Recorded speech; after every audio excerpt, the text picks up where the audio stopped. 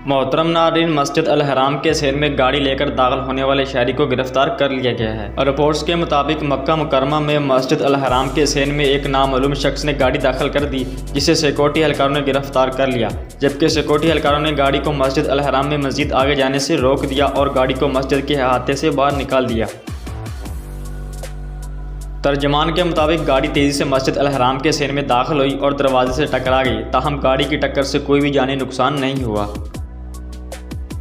Car का driver Saudi अरब का शहरी था, जिसकी हालत नॉर्मल नहीं थी। गाड़ी के दरवाजे के साथ टक्कर से दरवाज़ा भी साथ ही टूट गया।